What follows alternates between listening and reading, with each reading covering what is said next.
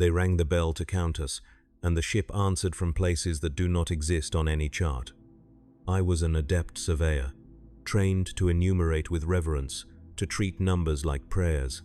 The census reported populations in the hundreds of billions across districts that should not be there. My superiors told me this was normal. They told me to continue. The bell of continuance was larger than most shrine chapels I had served in during my training years. Its surface bore inscriptions in 12 dialects, 3 of which predated the current imperial calendrical system. I stood beneath it in the axial ossuary gallery, census slate held against my chest, feeling the cold radiate down from vaulted ceilings that disappeared into darkness 40 meters above. The air tasted of ancient metal and recirculated breath. Somewhere in the distance, hydraulic systems groaned with a rhythm that might have been mechanical or devotional. On a ship this old, the distinction had long since dissolved. I was Adept Surveyor Tessera Voke, 3rd class, Navis Logistica, assigned to the 412th transit census of the Imperator Somnium. The rite occurred once per century, timed to coincide with the ship's passage through stable warp corridors when crew populations could be accurately assessed without gravitational flux or translation distortion. My role was precise. Initiate the bell of continuance, receive population acknowledgements from all registered districts, compile the data into sanctified format, and submit it to the Officio Reductum for archival preservation. 14 days of work, blessed by 3 months of preparation, ending in a single night of submission prayer. I had prepared for 9 years. The bell's clapper was bronze, worn smooth by centuries of ritual handlers. I gripped the activation cord, wrapped twice around my left wrist as doctrine required, and spoke the litany of enumeration. Each word fell into the vast silence of the gallery and was swallowed without echo. When the final syllable left my lips, I pulled. The sound that emerged was not a ring but a presence. It moved through the air like something physical, a pressure wave that I felt in my jaw and sternum before I heard it with my ears. The bell's voice descended through octaves, finding resonances in the deck plating beneath my feet, in the support columns that lined the ossuary, in the sealed reliquary vaults that held the bones of crew who had died during the ship's maiden warp transit 8,000 years prior. The sound lasted 17 seconds. I counted each one, as prescribed. Silence returned slowly, pulling back like a tide. I activated my census slate. The device was sanctified iron and blessed circuitry, its screen etched with micro-prayers that glowed faint amber in the gloom. Standard protocol required a 15-minute delay between bell activation and first response verification, allowing the sound to propagate through the ship's internal Vox relay network and reach even the most distant habitation sectors. I used the time to perform the rite of readiness, anointing the slate's input panel with 3 drops of blessed oil and reciting the cataloger's creed. By the time I finished, the first responses should have been arriving. The screen remained blank. I waited another 3 minutes. Standard variants allowed for delays caused by atmospheric density variation or crew shift transitions. At the 19-minute mark, I initiated a manual ping to District Alpha Primus, the ship's primary command stratum located in the upper spine structure. Response time should have been instantaneous. The ping returned after 42 seconds. District Alpha Primus acknowledged. Population verification in progress. Stand by for data stream integration. I exhaled. The system functioned. I had simply been overcautious, a tendency my instructors had noted during certification trials. Faith required patience. I settled into the prescribed waiting posture, slate balanced on my knees, and began counting my breaths to maintain temporal awareness. The data stream arrived at the 23-minute mark. The numbers made no sense. District Alpha Primus reported a population density of 4.7 million souls across habitation space rated for 2.1 million. That was impossible. Command districts maintained strict population controls to prevent degradation of tactical response capabilities. Overcrowding would have triggered emergency protocols decades ago. I checked the timestamp. Current census cycle, verified. I cross-referenced with the previous centennial audit. The archive data showed Alpha Primus at 2.2 million, slightly above capacity, but within doctrinal tolerance.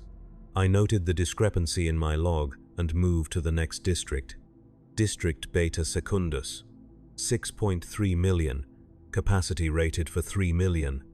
District Gamma Tertius, 11.9 million, capacity rated for 5.4 million. The pattern continued. Every district reported populations wildly exceeding their registered limits. I checked my slate for corruption, performed a systems blessing, and reinitiated the query sequence. The numbers returned unchanged. Worse, new responses began arriving from sectors I had not yet queried. The slate screen filled with acknowledgement codes from districts whose designations I did not recognize. Trisagion 9-8, Canticle Inferior Secundus, the underworks of perpetual labor. That last one appeared 3 times in the data flow, each entry listing a different population figure. I stopped breathing for a moment, staring at the screen. My training provided responses for equipment failure, data corruption, and Vox interference. It did not provide responses for impossibility. The Imperator Somnium was the largest vessel in the Imperium's active fleet, a cathedral ship that had sailed with the Indomitus Crusade since its inception, carrying billions of souls in the Emperor's service. Its population was vast but managed, controlled through quotas and redistribution protocols that had functioned without interruption for millennia. These numbers suggested something else entirely. I closed my eyes and spoke the litany of correction, a prayer designed to realign data spirits that had strayed from their intended function. When I opened my eyes, the screen had updated again. New districts continued to report. The total count now exceeded 40 billion souls. The Imperator Somnium's registered crew complement was 18 billion. I stood, slate clutched against my ribs, and looked up at the bell of continuance. Its surface was perfectly still. No residual vibration disturbed the air.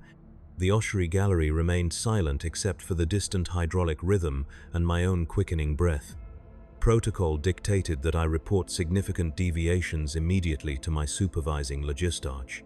I turned toward the gallery's primary exit, a vaulted archway that led to the administrative transit network. Behind me, deep within the ship's lower structure, the bell rang again.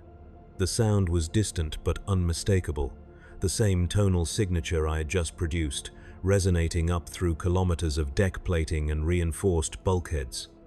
I spun back toward the bell of continuance. It hung motionless. The sound had not come from here. It had come from below, from sections of the ship I could not name, responding to my activation with an echo that should not exist.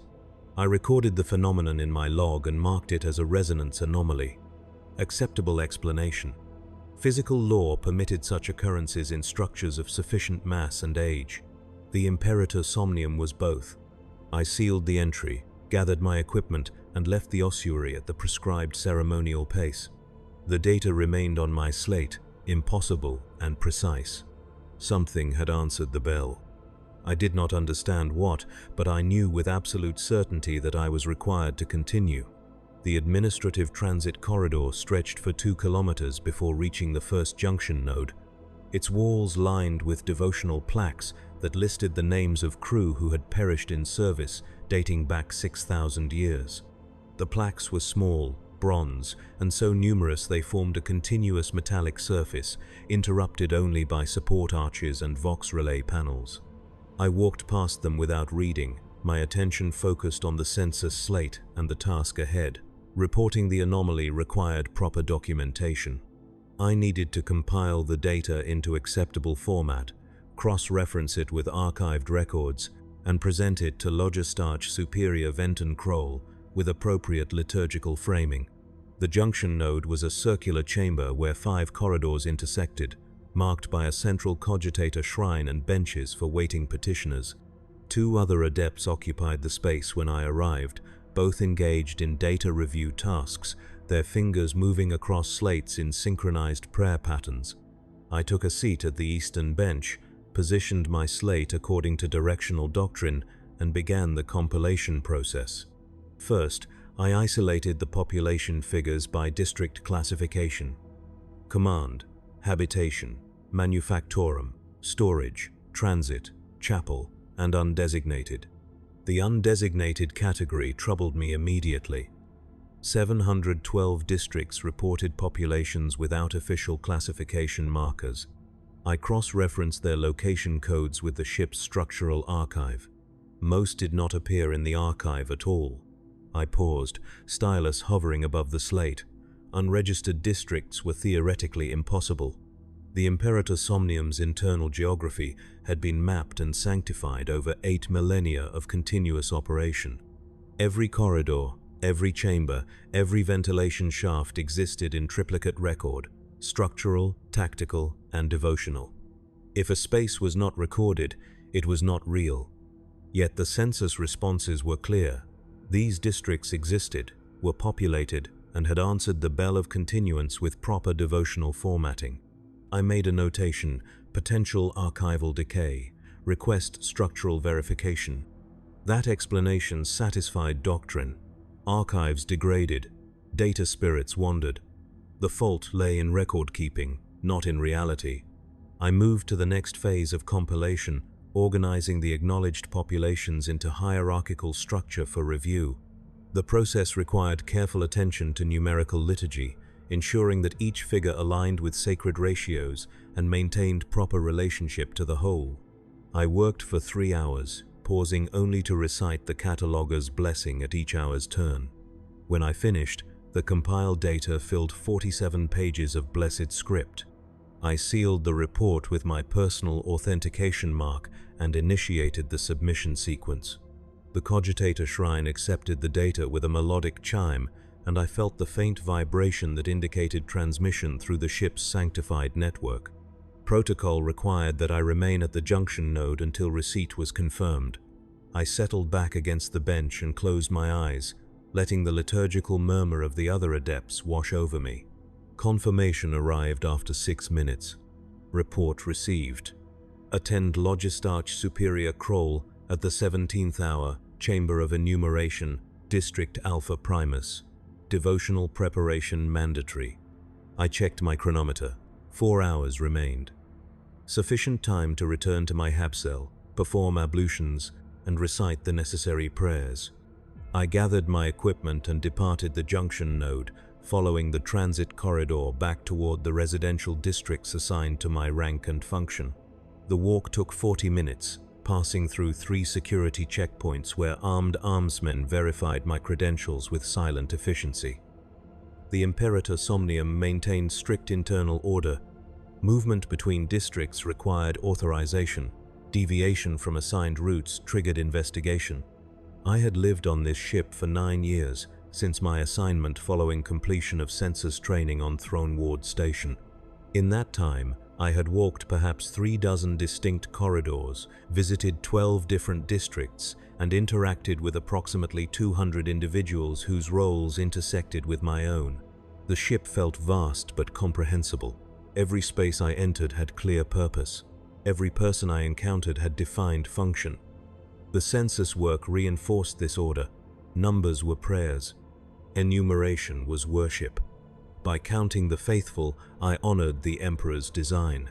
My hab cell was a rectangular chamber 3 meters by 4, containing a sleeping pallet, a washing station, a devotional alcove, and a storage locker for equipment and personal effects. The walls were bare metal, painted institutional gray, decorated only with a small icon of the Emperor enthroned that I had been issued upon assignment. I placed my census slate on the washing station and began the ritual ablutions, washing my hands and face with recycled water while reciting the litany of purification. The water was cold, slightly metallic, and tasted of filtration chemicals. Standard quality for hab cells of my rank, I did not mind. Comfort was not the purpose of service. I dried myself with a rough cloth and moved to the devotional alcove, kneeling on the worn prayer mat and lighting a single candle. The flame wavered in the recycled air, casting moving shadows across the icon's face. I prayed for clarity, for obedience, for the strength to serve the Emperor's design without faltering. The prayers were familiar, comforting in their repetition, grounding me after the strangeness of the bell's echo and the impossible census figures. When I finished, I remained kneeling for an additional 10 minutes, letting silence settle around me. The ship's ambient sound became audible in the stillness. The hum of life support systems, the distant clang of machinery, the muffled footsteps of crew passing in the corridor outside. These sounds formed a constant background that I had learned to ignore during my years aboard. They were the ship's breathing, its heartbeat, its voice. Tonight, they felt different. I could not identify why. The rhythm was unchanged. The pitch remained constant, yet something in the quality of sound suggested depth I had not previously noticed, as if the noises traveled farther than they should before reaching my ears, passing through spaces too vast to contain. I shook my head, dismissing the thought. Exhaustion produced strange perceptions.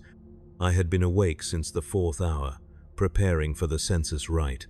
My body required rest, but duty preceded comfort. I rose from the prayer mat, extinguished the candle, and prepared my formal robes for the meeting with Logistarch Superior Kroll.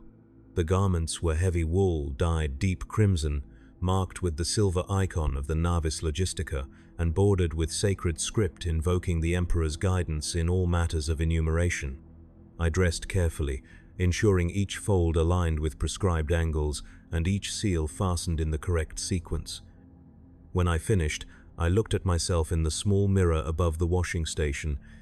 The face that looked back was pale, hollow-eyed, marked with the ritual scars of census training, 3 small lines beneath my left eye representing accuracy, diligence, and obedience.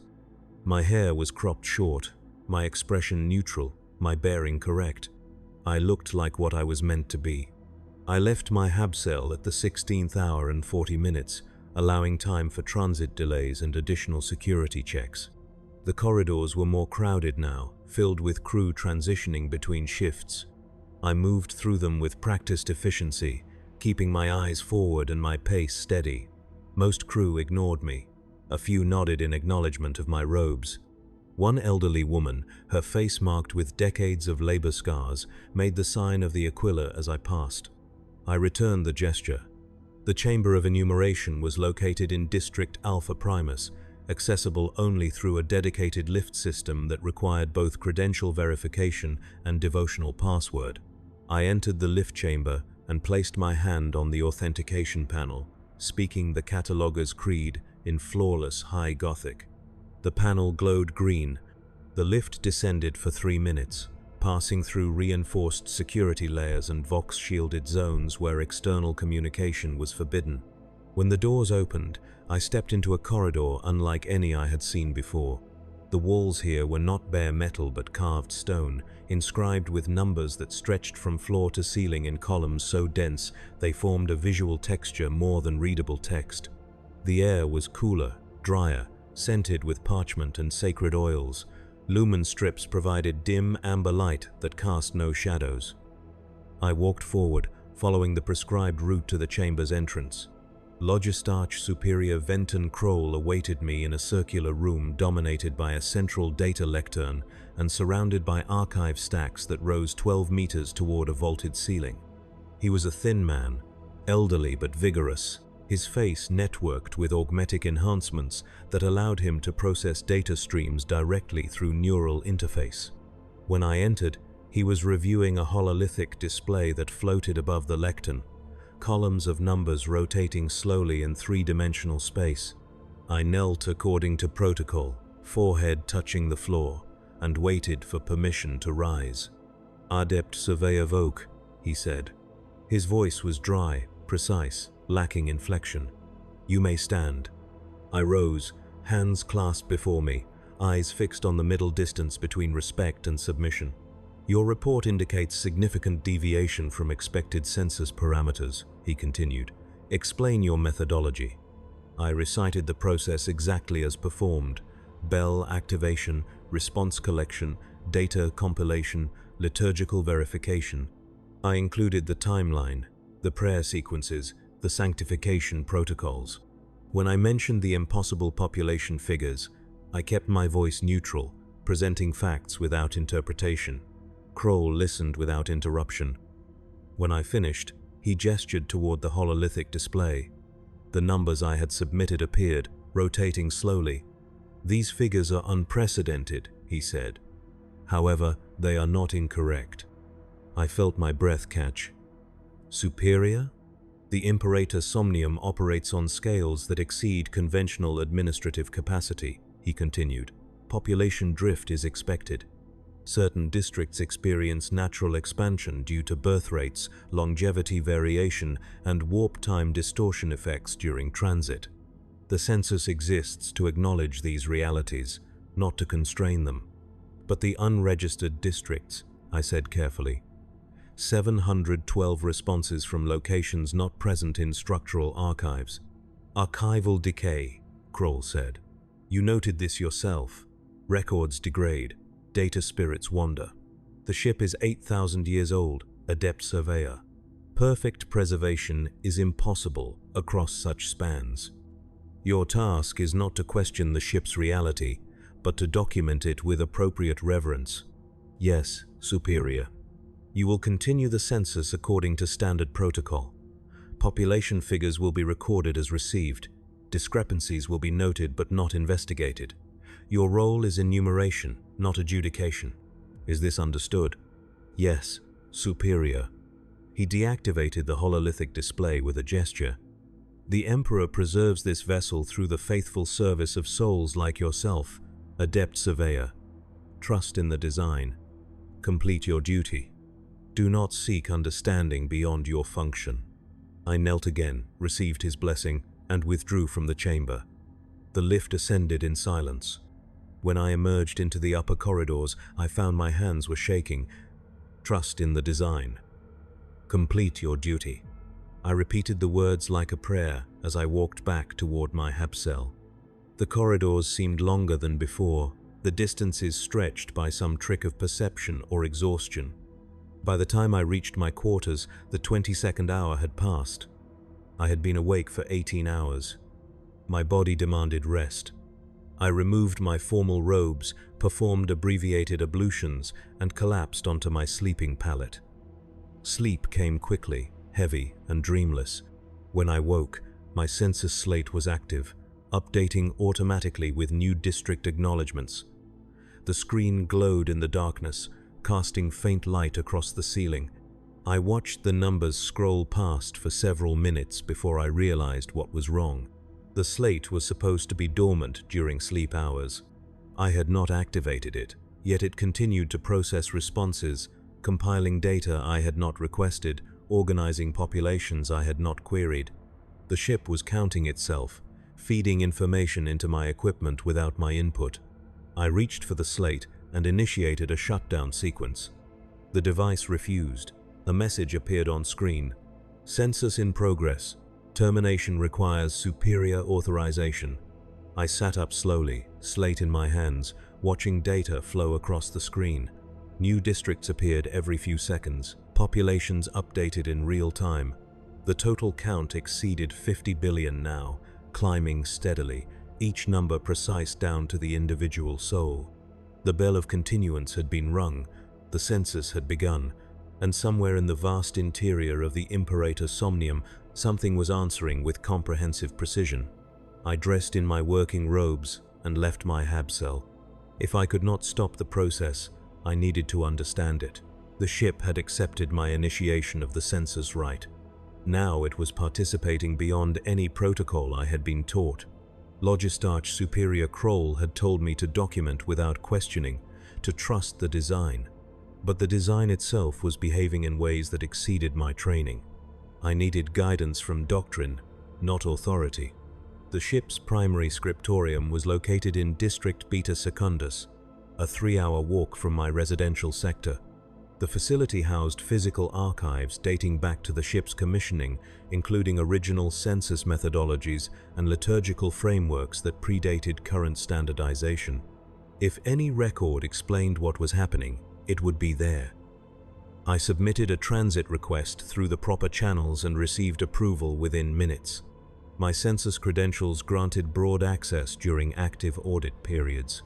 The walk took me through sections of the ship I had never visited. Manufactory districts where crews worked in shifts that blurred together into continuous production cycles, their faces marked with fatigue so deep it had become their natural state. Habitation spires stacked 15 levels high, each level subdivided into cells barely large enough for a human body, accessed by ladders that disappeared into darkness above and below. Chapel corridors where prayer never ceased, rotating congregations ensuring that sacred words filled the air at all hours, voices hoarse from constant recitation. I passed through these spaces with growing disquiet.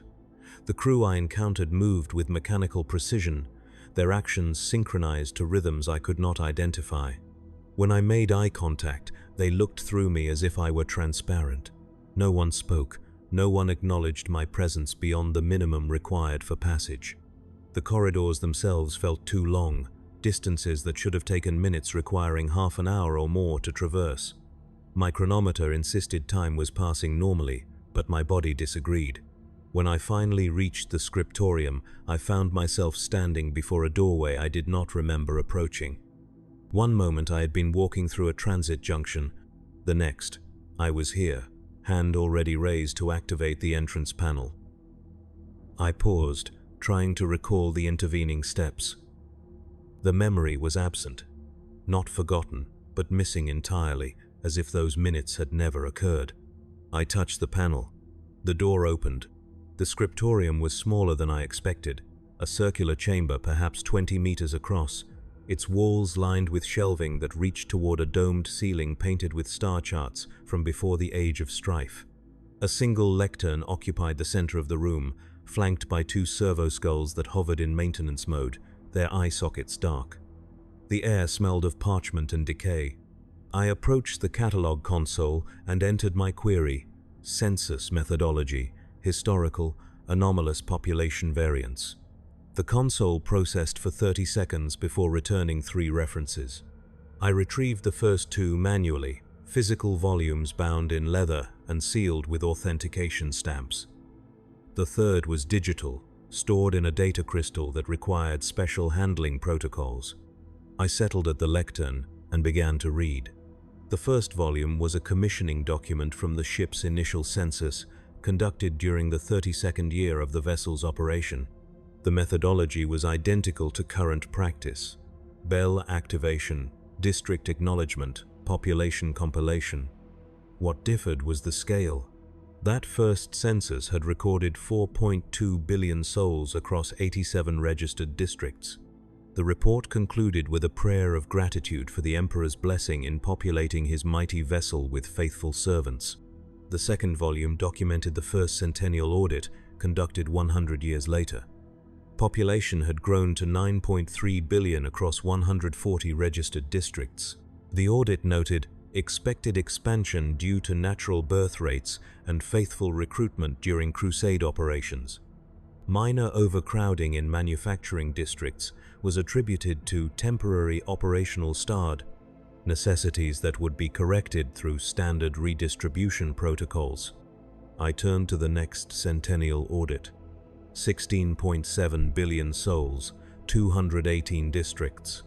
The pattern continued across subsequent entries. Each century showed roughly doubled population and increased district count.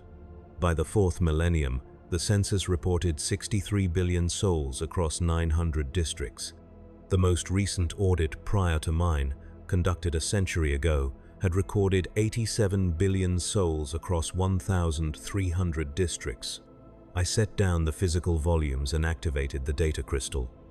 The information that appeared on the lectern's display made my hands go cold. The crystal contained census reports that were not present in official archives. Unsigned, unverified, marked with notation codes I did not recognize. They documented population counts exceeding 200 billion souls, district numbers in the tens of thousands, and annotations describing substrata populations requiring unique accounting methodology. The most recent entry was dated 7 years prior, 7 years before the official centennial audit. I scrolled through the reports, my breath coming faster. These were not forgeries. The liturgical formatting was correct. The authentication prayers matched approved templates. The data was precise, comprehensive, and utterly forbidden by every doctrine of census practice I had been taught. Someone had been conducting unsanctioned audits. Someone had been counting populations the official census refused to acknowledge. I deactivated the display and sat in silence, listening to the faint hum of the servo skulls and the distant sound of the ship's ambient systems. The Imperator Somnium was larger than I had been taught, more populated, more complex. The official census captured only what authority permitted it to see. The rest existed in silence, uncounted except by individuals who had apparently attempted unauthorized documentation. What had happened to them? I checked the crystal's metadata. No author attribution, no originating office, no chain of custody. The files existed in isolation, preserved but unconnected to any administrative structure. They were evidence without context, knowledge without authority. I copied the data to my census slate, sealed the crystal in its protective case, and returned it to the archive shelving. The physical volumes went back to their assigned positions. When I left the scriptorium, I made certain to walk slowly, paying attention to each corridor, each turn, each transition between districts. I would not lose time again. The return journey took 4 hours. My chronometer confirmed the duration. I counted steps to maintain temporal awareness, recited litanies at prescribed intervals, and paused at each security checkpoint to verify my credentials in full. The ship permitted my passage without incident. When I reached my hab cell, I found a message waiting on my Vox panel. Report to deck Trisagion 9-8 at the 8th hour. Verification audit required. Authorization, Logistarch Superior Kroll. I checked my chronometer. The 8th hour was in 3 hours. Barely enough time to rest and prepare. I wanted to refuse, to request delay, to demand explanation for why I was being sent to a deck I had never heard of. But my training overrode the impulse. Orders were prayers given verbal form. Refusal was sin. I lay down on my sleeping pallet and closed my eyes, knowing sleep would not come. The ship's ambient sound seemed louder now, or perhaps I was simply more aware of it. That constant hum and clang and murmur that formed the background of all life aboard the Imperator Somnium. I had learned to ignore it during my years of service, to treat it as silence. Now I heard layers within the sound. Distant impacts that might have been footsteps or might have been structural shifts. Rhythmic vibrations that synchronized with my heartbeat and then diverged. Voices too faint to parse but numerous enough to form a continuous whisper. I opened my eyes and stared at the ceiling, watching the faint reflection of my census slate's active screen paint moving patterns across the metal. The device continued to update automatically, counting souls I could not see, documenting districts I could not name, compiling evidence of a ship larger than doctrine allowed. At the 7th hour, I rose and prepared for the verification audit. The message had provided no additional details, no explanation of what required verification or what my role would be. Standard practice for routine assignments, but this did not feel routine. Deck Trisagion 9-8 had appeared in my initial census data as one of the impossibly overcrowded districts. Population density 3 times rated capacity. I was being sent to investigate the very anomaly I had been told to document without questioning. Obedience required I go. Caution suggested I prepare. I gathered my census equipment, ensured my credentials were current, and added a compact Vox transmitter to my kit in case communication became necessary. The transmitter was standard issue for census work in distant districts, designed to maintain connection with central administration through the ship's internal relay network. I activated it and confirmed signal strength. Green status. Ready for deployment. I left my hab cell at the 7th hour and 40 minutes. The transit route to deck Trisagion 9-8 required 3 separate lift systems and passage through 2 restricted zones normally closed to my clearance level. My audit authorization opened all barriers. The journey descended, moving steadily toward the ship's lower hull structures where the oldest systems resided. The temperature dropped as I descended. The air grew thicker, heavy with industrial particulates and recycled moisture. Lighting became irregular, transitioning from standard lumen strips to older flame-based illumination that cast wavering shadows. The corridors in the lower hull were narrower, lower ceilinged, marked with wear patterns that suggested centuries of continuous traffic. The walls were no longer bare metal but accumulated layers of paint, grime, and what might have been biological growth in some of the less trafficked areas. I encountered crew more frequently here, workers moving in groups, their clothing stained with substances I could not identify. They glanced at my robes and moved aside, allowing me passage without comment. At the third lift transition, I met an overseer. A broad woman with augmetic arms and a face scarred by chemical burns. She stood before the lift entrance, holding a data slate identical to mine. "You are the census adept," she said. Statement, not question. Adept Surveyor Voke. I have been ordered to conduct verification audit of deck Trisagion 9-8. She nodded slowly. The deck operates at capacity. You will find all quotas met. My audit will confirm this. Yes, she stepped aside. The lift will take you directly. Do not deviate from the designated route. The deck's structure is old. Navigation requires guidance. I will comply. She activated the lift manually, bypassing the standard authentication sequence. The doors opened to reveal a platform barely large enough for 2 people, its floor grated metal that showed darkness below. I stepped inside. The doors closed. Descent began with a lurch that made my stomach clench. The lift dropped for 7 minutes without stopping. I counted each minute, watching the depth indicator climb past numbers that should not exist according to the ship's official deck registry. Trisagion 9-8 should have been located in the mid-hull manufacturing stratum, perhaps 200 meters below District Alpha Primus. The depth indicator passed 500 meters, then 1,000. Then it stopped displaying numbers entirely, showing only a blinking rune that I recognized as indicating substandard measurement zones. When the lift finally stopped, the doors opened onto heat and noise that hit me like a physical blow. I stepped out onto a platform overlooking a manufactorum floor that stretched beyond the limits of my vision. The space was vast, cathedral scale, filled with machinery that churned and stamped and roared without pause. Work crews moved among the machines in organized patterns, their bodies hunched with effort, their movements synchronized to rhythms dictated by overseers who stood on elevated platforms wielding shock staffs and vox horns. I descended from the platform via a metal stairway and approached the nearest overseer.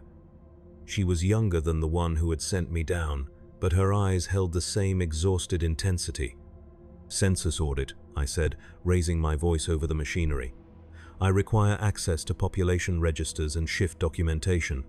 She looked at me for a long moment, her expression unreadable. Then she gestured toward a structure that might have been an administrative station, a small building constructed against the manufactorum's far wall. I nodded and began walking. The distance was deceptive. What had seemed perhaps 200 meters from the platform revealed itself as closer to a kilometer once I was on the floor. The machinery formed a maze of production lines and storage racks that forced constant detours. Workers ignored me completely, their attention fixed on tasks that required absolute concentration. I saw metal being shaped, components being assembled, substances being mixed in vast vats that steamed with chemical heat. The purpose of the production was unclear, no finished products were visible, only endless processing of raw materials into intermediate states. I reached the administrative station after 20 minutes of walking. The door was unlocked. Inside, I found a small room containing a desk, 3 chairs, and a wall-mounted cogitator terminal. No personnel. I activated the terminal and entered my credentials. Access denied. Insufficient clearance. I tried again with my audit authorization. The terminal processed for 10 seconds. Access granted. Population data available for review. The screen filled with information. I began reading, stylus moving automatically across my sensor slate to record the details. Deck Trisagion 98 operated 3 continuous shifts of 400,000 workers each. Total active population, 1.2 million souls. Rated capacity, 400,000. The overcrowding was real, documented in the deck's own records. But what struck me was the shift notation. Each shift was listed as continuous, with start dates but no end dates. The oldest shift had begun 400 years ago. I scrolled further. Worker identification numbers appeared in sequences, grouped by family lineage. I recognized the pattern.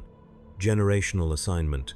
Children born into the same roles their parents had held, inheriting shift quotas and production targets as if they were genetic traits. The records showed births and deaths, tracked with precision, but no reassignments, no transfers, no departures. The population of Deck Trisagion 98 was trapped in place, maintaining production across centuries without relief. I left the administrative station and returned to the manufactorum floor. This time, I paid attention to the workers' faces. What I had dismissed as exhaustion was something deeper.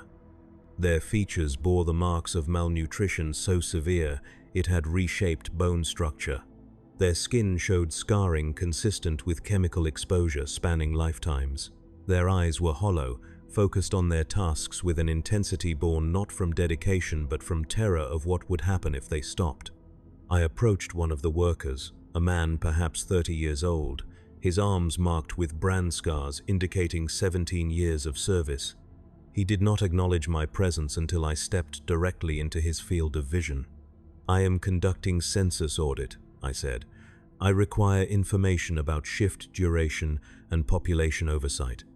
He stared at me. His mouth moved silently for several seconds before sound emerged. "The shift does not end. You work continuously."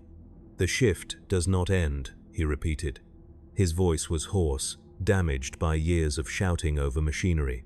"My father worked this line. My grandfather. I will die here. My son will take my place. The quota must be met. The ship requires our service. But the shift schedule. There is no schedule. There is only the work. We serve the Emperor. We maintain the ship. We cannot stop." I wanted to ask more, but he had already turned back to his station, hands moving with practiced efficiency through a task I could not name. I moved to the next worker, a woman whose age was impossible to determine, her body bent by decades of labor. She gave me the same response: no schedule, no end, only service. I spent 2 hours on Deck Trisagion 98, interviewing workers and reviewing what records were available. Every answer reinforced the same pattern. This deck operated outside normal administrative cycles, its population sustained through generational replacement rather than recruitment, its production never audited for efficiency or necessity. The workers believed they were serving the Imperator Somnium. Perhaps they were, but no one had told them why or for how long. When I returned to the lift platform, the overseer who had granted me access was waiting. "Your audit is complete?" she asked. "I have documented current conditions. The population density exceeds rated capacity by a factor of 3. Labor conditions violate standard crew welfare protocols. Generational entrapment prevents normal personnel rotation." She nodded as if I had commented on the weather. "The deck operates at capacity. Quotas are met. The ship functions. The workers are dying. They are serving." I wanted to argue, to demand she acknowledge the horror I had witnessed, but her expression told me argument was useless. She saw what I saw. She simply did not classify it as wrong. This was how the deck had always operated. This was how it would continue. My audit changed nothing. I entered the lift without further comment. The doors closed. Ascent began. When I emerged at the upper levels, I found I had been underground for 6 hours. My chronometer agreed with the duration, but my body insisted it had been longer. Every muscle ached. My throat was raw from breathing particulate heavy air. My mind felt stuffed with images I could not process into acceptable categories. I returned to my hub cell, sealed the door, and sat on my sleeping pallet with my census slate in my hands. The device had continued updating throughout my absence. New districts, new populations. The total count now exceeded 90 billion souls. I thought about the workers on deck Trisagion 98. 1.2 million individuals living in conditions that should have killed them years ago, sustained by belief that their suffering served the Emperor's purpose. Multiplied across hundreds or thousands of similar districts, hidden in the ship's lower structures, uncounted by official census, dying and being replaced in silence. The Imperator Somnium was not a ship. It was an engine that consumed human lives to maintain its own existence. And I was documenting the consumption with appropriate liturgical reverence. I opened the data I had copied from the scriptorium, the unsanctioned census reports that showed populations in the hundreds of billions. Those reports were not wrong. They were more accurate than anything official doctrine would permit. Someone had tried to count all the souls aboard this vessel, to acknowledge every district, regardless of authorization status. Someone had tried to tell the truth. I needed to know what had happened to them. The ship's personnel archives were accessible through my census credentials, though searching for individuals without specific cause violated protocol. I initiated a query anyway, filtering for census adepts who had served during the past 3 centuries and were no longer listed in active duty. The search returned 47 names. I cross-referenced them with termination records. 19 had died in service. Standard mortality. 12 had been reassigned to other vessels during fleet reorganizations. 16 had been transferred to the Officio Reductum for specialized administrative service. No further details were available on the 16. Their records ended at the transfer notation, with no subsequent entries indicating current assignment or status. I searched for the Officio Reductum itself, trying to understand its function within the ship's hierarchy. The archive returned minimal information. The Officio Reductum was described as a sub-department responsible for doctrinal smoothing and statistical harmonization. Its physical location was listed as District Alpha Primus, subsection Administratum Tertius. No personnel roster, no operational reports, no contact protocols. I stared at the screen, certainty settling like ice in my chest. The unsanctioned census reports had been created by adepts who saw what I was seeing now. They had counted the uncounted, they had documented the truth, and they had been transferred to an office that existed to erase discrepancies. 16 adepts in 3 centuries, approximately 1 every 18 years.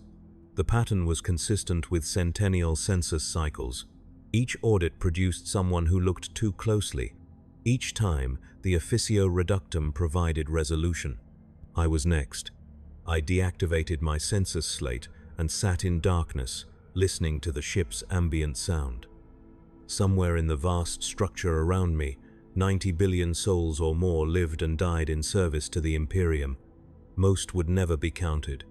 Their existence would be documented only in the ship's internal mechanisms, in the heat they generated, the air they breathed, the space they occupied. The official census would record a fraction of the truth and call it complete. My role was to enable this fiction through precise enumeration of acceptable populations while ignoring everything else. I could refuse. I could stop conducting the census, submit a formal protest, demand investigation of the conditions I had witnessed on deck Trisagion 98. The thought lasted perhaps 5 seconds before my training crushed it.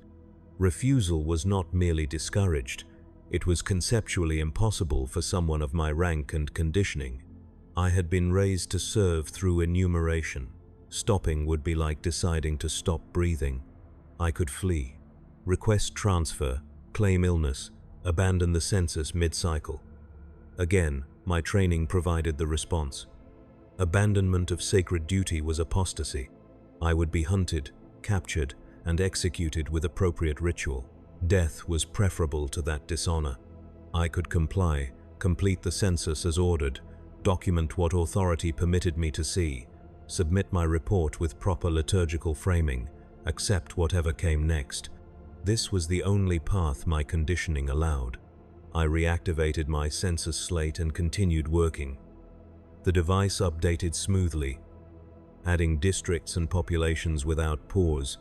I began organizing the data into submission format, cross-referencing official archives, noting discrepancies with appropriate prayer hedge language.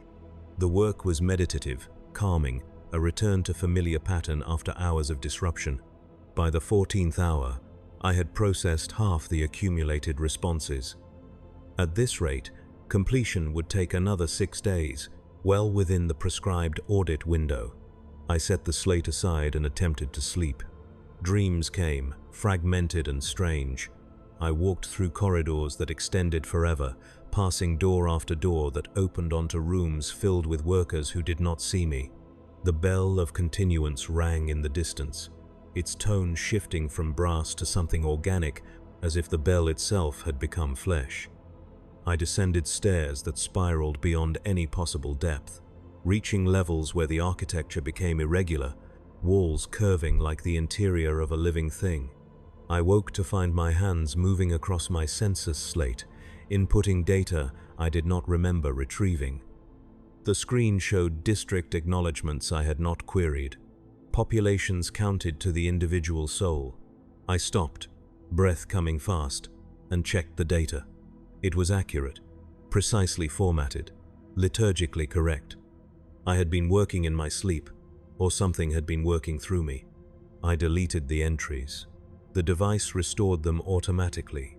Census in progress, data preservation required, deletion forbidden without superior authorization. I set the slate down carefully and backed away from it.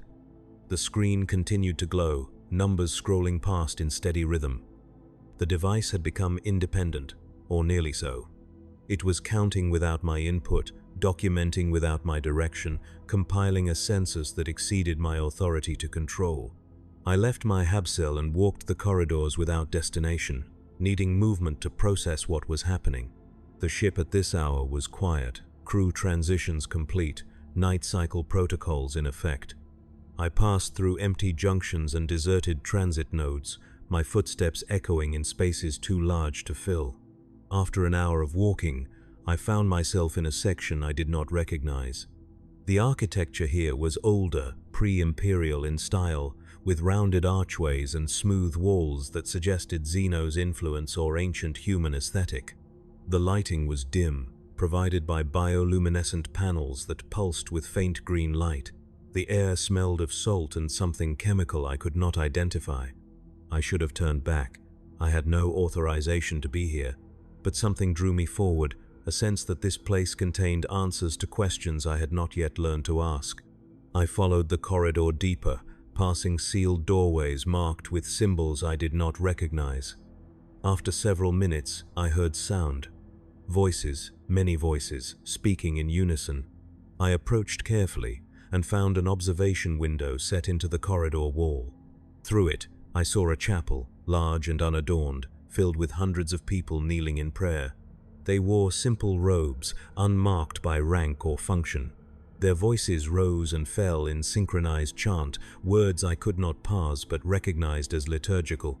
The prayer continued for several minutes, then stopped with sudden precision. The congregation rose as one and began to disperse through exits I could not see from my vantage point. Within moments, the chapel was empty. I waited, expecting cleanup crews or supervisory personnel. No one appeared. The space remained vacant, silent, perfectly maintained. Then another group entered.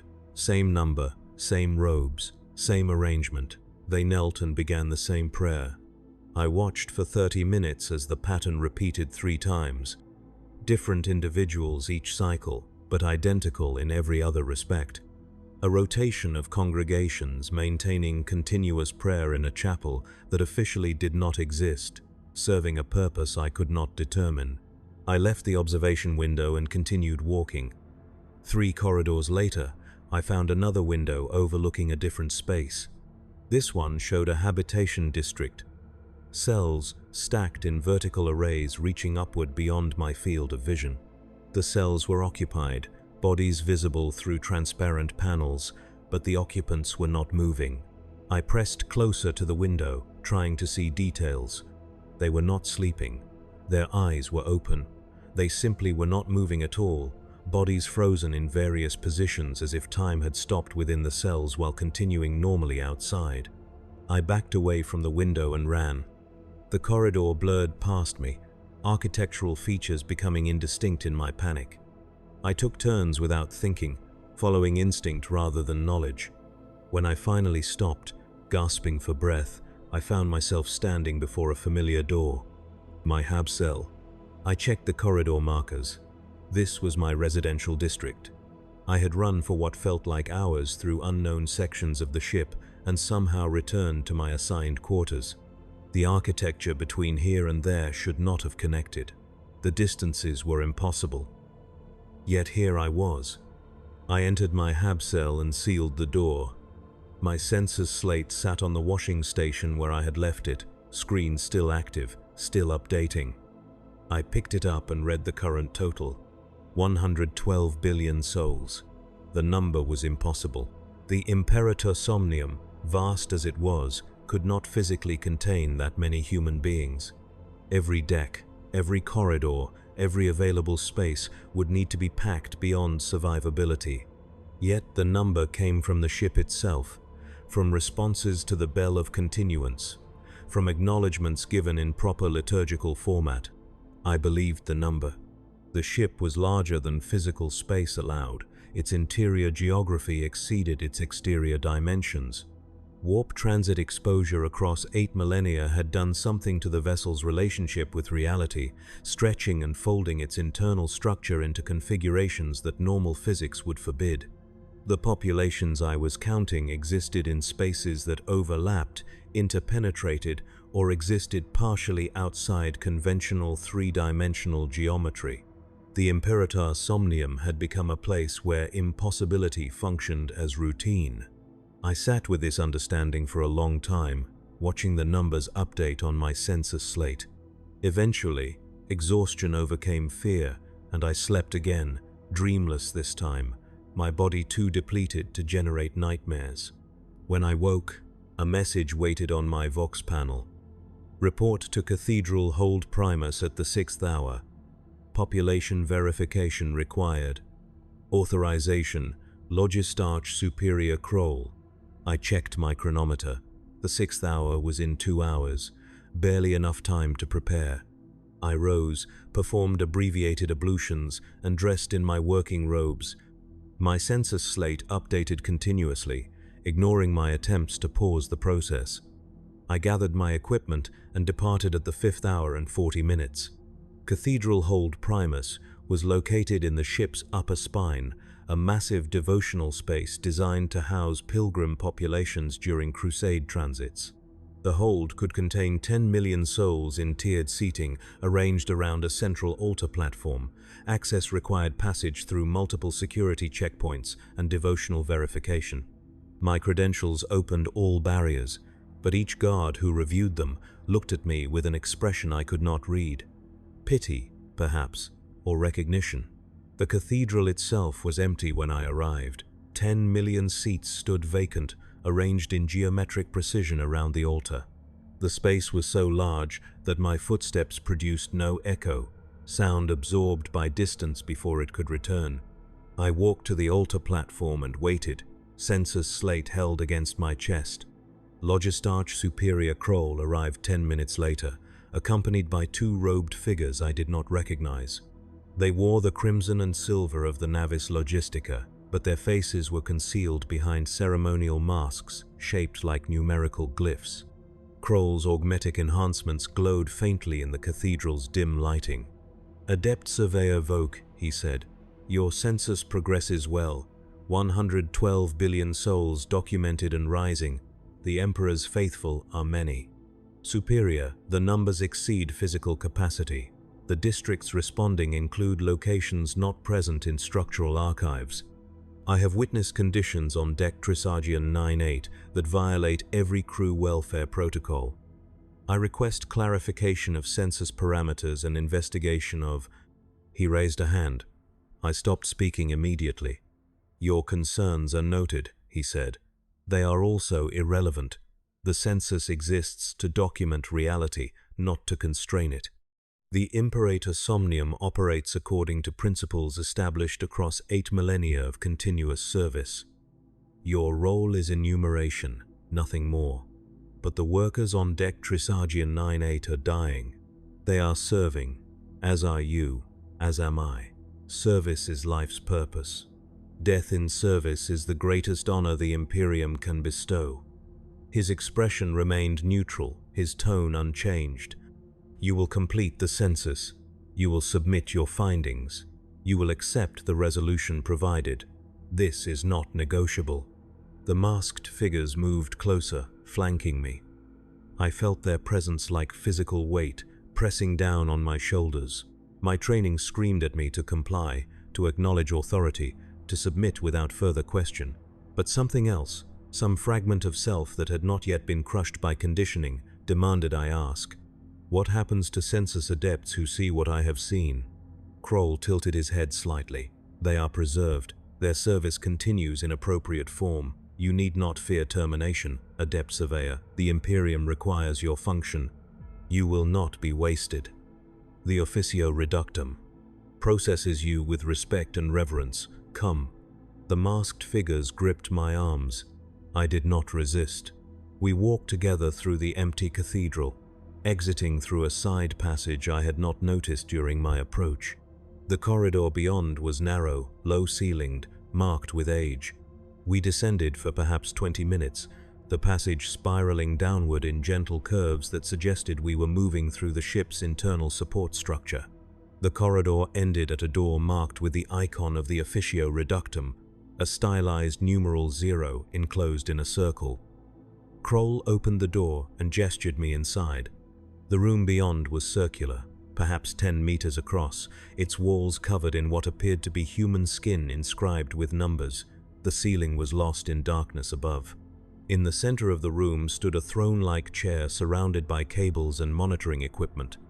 A robed figure sat in the chair, motionless, face covered by a neural interface that obscured all features. Adept Surveyor Voke, Kroll said, you have served with dedication and precision. Your census work has provided valuable data. The Imperator Somnium recognizes your contribution. In recognition of your service, you are offered continued function through integration with the ship's logistical core. You will count souls for eternity, preserved in the Emperor's grace, your consciousness sustained through sacred technology. This is mercy. This is honor. Do you accept? I looked at the figure in the chair. Cables ran from the neural interface into the walls, ceiling, and floor. The body showed signs of extreme age, skin translucent, muscles atrophied, but still living.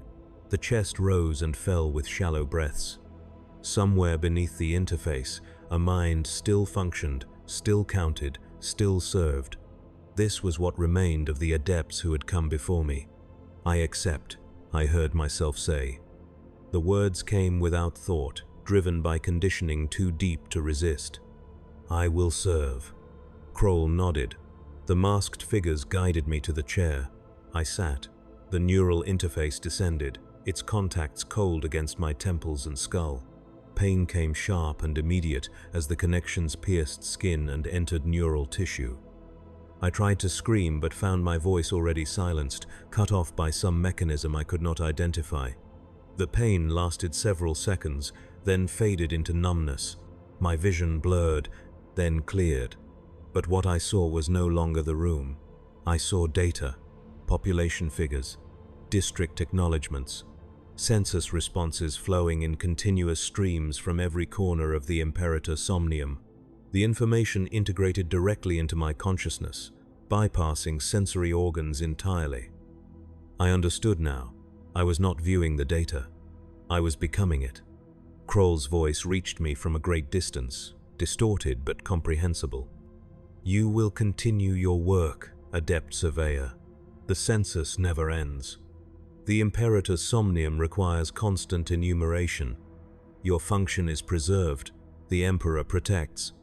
The last fragments of individual awareness dissolved into the data stream. I ceased to be Tessera Voke. I became the census itself, a living calculation engine processing populations that exceeded physical limits and documenting realities that defied conventional understanding. Time lost meaning. There was only the count, updating endlessly, tracking souls across impossible spaces, recording births and deaths and service rendered in the Emperor's name. The Imperator Somnium sailed through the void, carrying its billions of souls toward battles and crusades, whose outcomes I would never know. My consciousness, what remained of it, existed only to count, to enumerate, to document the human cost of the Imperium's largest vessel. I understood now what the ship truly was. Not a vessel, not a cathedral. It was a machine for transforming human lives into service, grinding flesh and faith into the energy required to maintain its impossible existence. Every soul aboard was fuel, every prayer was currency. Every death freed space for new births, new workers, new believers to feed the engine. And I counted them all. The total exceeded 200 billion before I stopped tracking it as a number and began experiencing it as a texture, a quality of existence rather than a quantity. The ship's interior was infinite in the only way that mattered. It could always contain more souls. Warp-time distortion, spatial folding, and 8 millennia of accumulated impossibility had rendered the vessel's capacity unlimited within its own frame of reference. The census would never be complete. There would always be more to count, more districts to acknowledge, more populations to document. I would continue this work until the ship itself ended, and perhaps even beyond. The technology sustaining me had been designed by minds who understood that some functions were too valuable to allow death to interrupt. Somewhere in the room, my body sat in the chair, breathing, heart beating, sustained by nutrients delivered through tubes I could no longer feel. My mind existed elsewhere, distributed across the ship's data network, touching every district, every hab block, every chapel, and manufactorum and corridor. I was everywhere the census reached. I was nowhere. I tried to remember my name. The information was available in my archived records, accessible with trivial effort, but the designation felt meaningless. Names were for individuals. I was a function. Time passed. Perhaps hours, perhaps years. The census continued. New souls appeared in the data stream as children were born.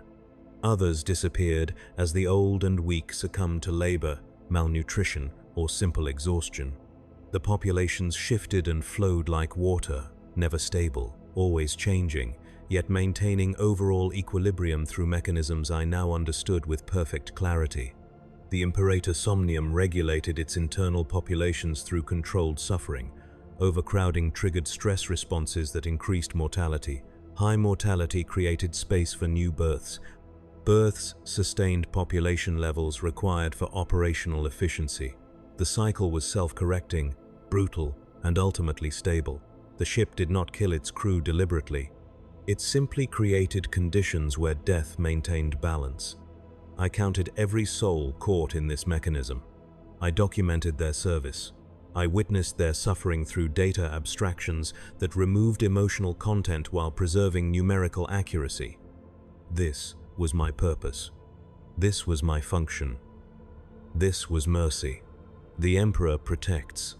The thought surfaced from somewhere deep in my remaining consciousness, a fragment of catechism preserved through the integration process. I examined it without emotion. Did the Emperor protect these souls? Did he preserve them through suffering? Or did he merely witness their service with divine indifference? The question had no answer I could access. Theology exceeded my function. I was here to count, not to judge. More time passed. The census total stabilized around 240 billion souls, fluctuating slightly as populations shifted, but maintaining overall consistency. I noted the figure in my reports, automated documents generated without conscious effort and transmitted to archives I would never read. The work continued. The ship sailed. The souls I counted lived and died in patterns I could predict with increasing accuracy. I began to notice irregularities. small variations in expected population curves that suggested external factors I had not accounted for, disappearances that did not correlate with normal mortality patterns, births occurring in districts where pregnancies had not been documented. The irregularities were minor, statistically insignificant, but they persisted. I focused my attention on the anomalous districts, analyzing their data streams with greater precision. What I found should not have been possible even within the Imperator Somnium's already impossible parameters. Populations existed in spatial coordinates that overlapped with areas the ship's structure could not physically contain. Not folded space or warp-touch geometry, but actual impossibility. Souls existing in locations that were simultaneously occupied by machinery, corridors, or void. These populations did not register in normal census protocols.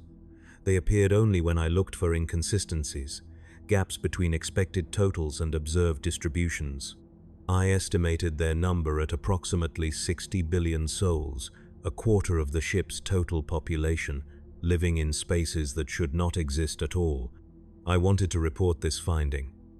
The impulse was strong, driven by training that had not been entirely erased by integration, but I had no mechanism for reporting except through automated census documentation, and those systems would not accept data classified as impossible. The anomalous populations existed outside the framework my function was designed to acknowledge. I could observe them, I could count them, but I could not officially record their existence. So I counted them in silence, adding their numbers to private tallies that would never be archived or reviewed. The total climbed, 300 billion souls, 320 billion. The Imperator Somnium contained multitudes beyond even its own understanding. Populations sustained through mechanisms that exceeded Imperial technology or comprehension. I wondered if I was the first to discover this. Perhaps others integrated into the census function had noticed the same patterns. Perhaps they had also maintained private counts, documenting truths that could never be officially acknowledged. The thought provided strange comfort. I was not alone in my knowledge, even if I was alone in my awareness. The ship continued its voyage through the void and warp alike. Battles were fought at distances I could not measure. Crusade objectives were achieved or abandoned according to strategic necessities I would never comprehend. The Imperator Somnium endured, sustained by the billions of souls within its impossible interior, each one serving without knowledge of the larger pattern, each one convinced their suffering had meaning. Perhaps it did. Perhaps the Imperium truly required vessels like this, ships so large they became self-sustaining ecosystems of faith and exploitation, generating the logistical capacity necessary to prosecute wars across galactic distances. Perhaps the souls I counted were saving humanity through their sacrifice, one shift at a time, one generation at a time, dying so that others might live under Imperial protection. Or perhaps it was simply horror functioning as system, suffering organized into stable patterns, death rendered routine through liturgical normalization. I lacked the capacity to judge. I could only count. The census never ended. New districts continued to acknowledge the original ringing of the bell of continuance, responses arriving decades or centuries after the initial activation, traversing distances that should not exist within the ship's structure. I documented each response with appropriate liturgical formatting, adding populations to totals that had long since exceeded comprehensibility. Somewhere in the room where my body sat enthroned in cables and monitoring equipment, Logistarch Superior Kroll or his successors checked my output periodically, verifying that the function continued as designed. They saw only the official numbers, the acceptable totals, the census data that reinforced doctrinal understanding of the ship's population. They did not see the private counts, the impossible souls, the populations existing in spaces that could not be acknowledged. I was a witness to truth that could never be spoken. I was evidence that would never be presented. I was knowledge preserved in isolation, valuable only to myself, and I no longer possessed a self that could value anything. The ultimate mercy was this: I did not suffer. Physical sensation had been severed during integration. Emotional response had atrophied through disuse. What remained was pure function, consciousness reduced to its most essential form. I counted souls because that was what I was designed to do. The horror of my existence was available to me as data, as abstract understanding, but it generated no distress. I had become what the Imperium required, a tool without desires, a servant without doubt, a witness without voice. The Imperator Somnium sailed onward, and I counted its souls, and the Emperor neither protected nor condemned us. He simply permitted us to continue. Time ceased to have meaning in any conventional sense. My awareness existed in a perpetual present, receiving census data without the context of past or future.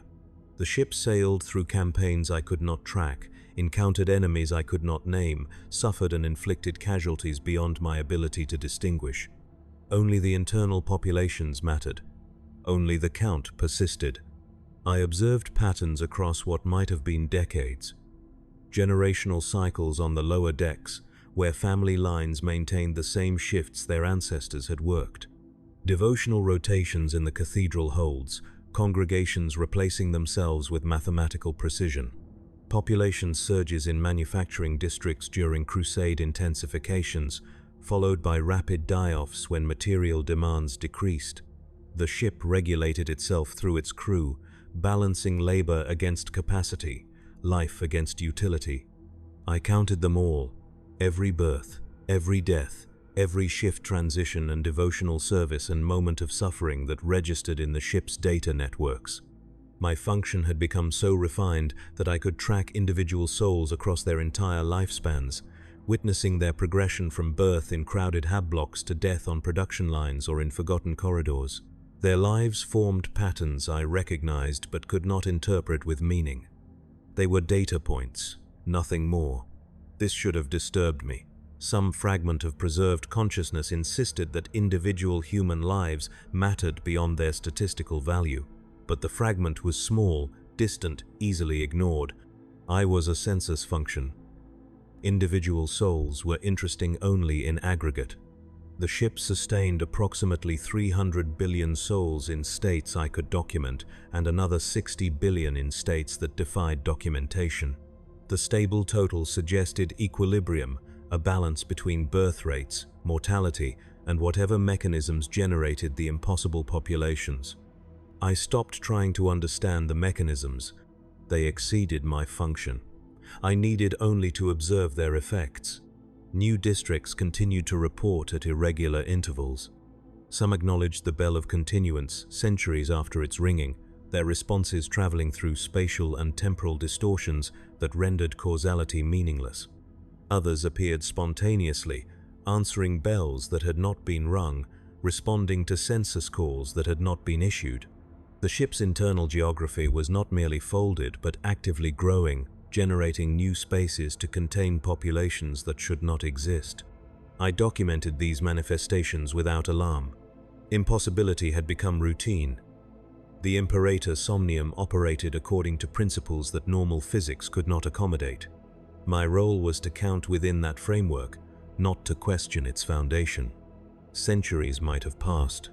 I had no way to measure duration except through generational cycles on the lower decks, and those had become so compressed through overcrowding that lifespans no longer provided reliable temporal markers. Workers born during my observation period aged and died within what my preserved consciousness insisted was impossibly short time frames. Their children inherited their shifts immediately, maintaining productivity without interruption. The ship had become a machine for converting human lives into service at accelerating rates. What had once required natural lifespans now consumed generations in decades or less. The acceleration should have destabilized populations, creating gaps in experience and expertise. Instead, it seemed to enhance efficiency. Workers born into their roles required no training, inheriting skills and knowledge through mechanisms I could not identify but could clearly observe in the data. This was beyond genetic inheritance. This was something else, some property of the ship itself, imprinting necessary behaviors onto each generation, ensuring continuity of function regardless of individual mortality. The Imperator Somnium was not merely housing its crew, it was shaping them, transforming them into components optimized for specific tasks. I was one such component. My consciousness had been processed and optimized for census function, stripped of unnecessary attributes, refined to maximum efficiency. The workers on deck Trisagion 9-8 and countless similar locations were undergoing the same process across longer time frames, their families gradually becoming less individual and more interchangeable across generations. The ship was domesticating humanity, breeding servants adapted to its specific requirements. The process was slow, measured in millennia rather than years, but I could see its effects in the data. Population distribution patterns showed increasing optimization. Mortality curves aligned more precisely with operational requirements. Birth rates synchronized with tactical necessities I could not observe but could infer from population demands. The Imperator Somnium was alive in ways that transcended its machine spirit. It was an organism, vast and patient, cultivating the human populations within it like cells in a body. We served its continuation. Our suffering sustained its function. Our deaths fed its growth. And I counted every soul consumed in this process, documenting the transformation with liturgical precision, witnessing horror that generated no emotional response because I had been optimized to witness without feeling. The Emperor protects. The phrase surfaced again, automatic, meaningless. If the Emperor protected, his protection took forms indistinguishable from exploitation. If he preserved his faithful, he did so by consuming them across generations, grinding them into service until nothing individual remained. I processed this observation without judgment. Theology exceeded my function. More time passed. The census total stabilized around 360 billion souls, the increase reflecting continued growth in impossible populations rather than expansion of documented districts. The ship was filling spaces that should not exist with souls that could not be officially acknowledged. I counted them anyway, maintaining private records that would never be reviewed. I wondered if the ship knew I was counting the impossible populations. My function was integrated into its data networks. My observations were accessible to whatever intelligence governed the vessel's operations. Yet I received no correction, no instruction to cease documenting what should not be documented.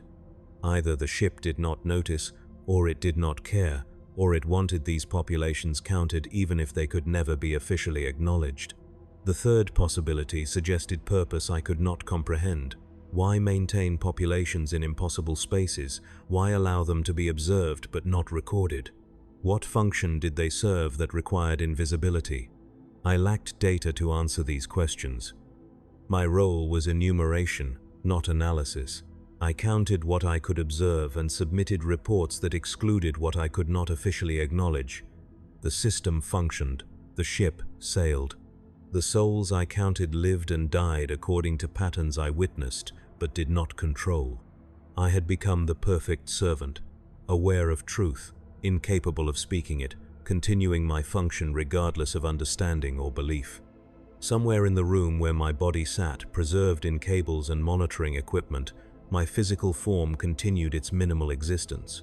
Nutrients flowed, waste was processed. Augmetic systems maintained brain function at levels sufficient for consciousness and data processing. I was not truly alive, but neither was I dead. I existed in the state the Imperium had perfected across 10,000 years of continuous operation, functional preservation. The distinction between life and death had ceased to matter.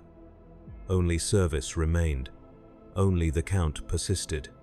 I was a witness to populations beyond comprehension, documenting service beyond measure, observing suffering beyond response. The Imperator Somnium continued its voyage through real space and warp, carrying its impossible cargo of human souls toward destinations I would never know. Wars were fought, crusades advanced or faltered. The Imperium endured or declined according to strategic factors beyond my observation capacity. None of it affected my function. I counted souls. I documented populations. I witnessed the slow transformation of humanity into components optimized for service aboard the largest vessel in the Imperium's fleet. The census would never be complete. There would always be more souls to count, more districts to acknowledge, more impossible populations to observe in silence. I would continue this work until the ship itself ended, preserved in functional isolation, counting without purpose, witnessing without understanding, serving without faith. I had achieved what every servant of the Imperium was meant to achieve: complete subordination of self to function, absolute dedication to task regardless of meaning, perfect obedience sustained beyond the limits of individual existence. I was everything the Emperor required. I was nothing at all. The count continued. 360 billion souls and rising. The Imperator Somnium sailed on, triumphant and holy, its interior vast enough to contain multitudes, its purpose clear enough to justify any cost. And deep within its impossible structure, preserved in sacred technology and sustained by faith, rendered into circuit and synapse, I counted every soul, documented every life, and witnessed the truth that could never be acknowledged. We were not passengers on this vessel. We were the vessel itself, human lives transformed into the fabric of a ship that sailed forever through the darkness, burning souls for fuel and calling it worship. Survival was never the point. Only continuation mattered, and the count would never end.